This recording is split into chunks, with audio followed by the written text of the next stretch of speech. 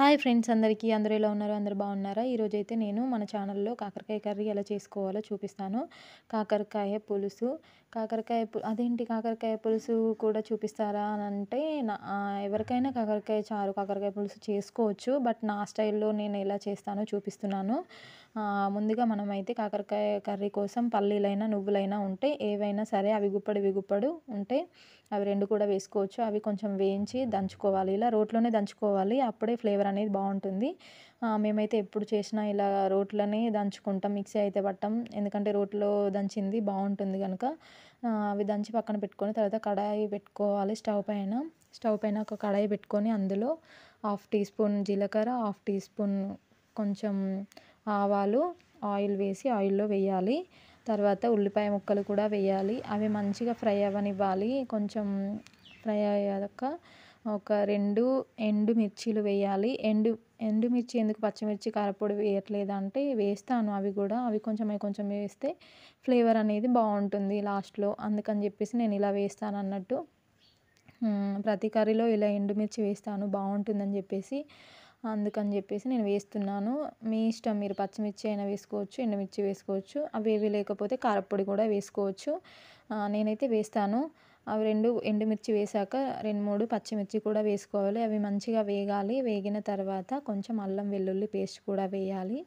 అది మంచిగా అయిన తర్వాత కరివేపాకు వేయాలి. కరివేపాకు అయితే కంపల్సరీ వేస్తానండి నేనైతే. ఏ కర్రీ అయినా కరివేపాకు అనేది మనకు హెయిర్ గ్రోత్కి చాలా యూజ్ అవుతుంది. మన కంటి చూపు కూడా మంచిగా కనపడుతుంది. అందుకని చెప్పేసి నేను ఏ కర్రీలో అయినా కరివేపాకు కంపల్సరీగా వేస్తాను. అస్సలు మర్చిపోను. మాది పల్లెటూరు కాబట్టి మేము ఏదైనా వెంటనే ఫ్రెష్గా తీసుకొచ్చి వేస్తాము. మా ఇంటి ముందే చెట్టు ఉంది మాకు, కరివేపాకు చెట్టు. అందుకని చెప్పేసి వెంటనే కర్రీకి కూరగాయలన్నీ కట్ చేసి పెట్టుకొని అట్లా కరివేపాకు తీసుకొచ్చి ఇట్లా వేస్తాము. ఇవి కూడా వేగాక అందులో కొంచెం పసుపు వేయాలి. నేను ఇక్కడ కర్రీ చేస్తుంటే మా పిల్లలు చూడండి ఎట్లా ఆడుతున్నారో.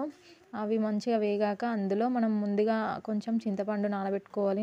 నిమ్మకాయంత సైజు. ఆ నిమ్మపండు సైజు చింతపండుని మంచిగా పులుసు పిసికి అందులో కర్రీలో పోయాలి.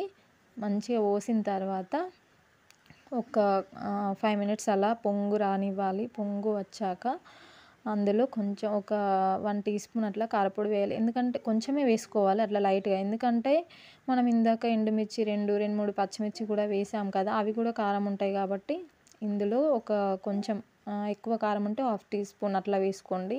కొంచెం తక్కువ కారం ఉంటే టీ స్పూన్ వేసుకోండి సరిపోతుంది. అవి వేసుకున్నాక మంచిగా వంగిన తర్వాత అప్పుడు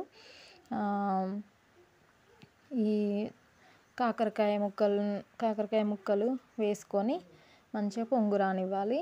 అప్పుడు మన ధనియాల పొడి, కొంచెం లవంగాల పొడి లైట్గా వేయాలి. మా చిన్నపిల్లలు ఉన్నారు కాబట్టి నేను మసాలాలు ఎక్కువ వాడను. అందుకని ఏవైనా లిమిట్లో ఉంటాయి. అవి కూడా వేసిన తర్వాత మంచిగా మరిగిన తర్వాత లాస్ట్లో కొత్తిమీరాకుతోని చేయాలి. చాలా బాగుంటుంది. చూడండి, మేము ఇప్పుడు ప్లేట్లో అన్నం పెట్టుకొని గుమగుమలాడే కాకరకాయ చారుని మేము ఇప్పుడు అందులో పోసుకొని తింటాము. చాలా బాగుంది. అసలు మీరు కూడా ఒకసారి ట్రై చేయండి. ట్రై చేసి ఎలా ఉందో కామెంట్ చేయండి. మీకు మా ఛానల్లో ఈ కాకరకాయ కర్రీ మీకు నచ్చినట్టయితే లైక్, షేర్ అండ్ సబ్స్క్రైబ్ కూడా చేసుకోండి ప్లీజ్.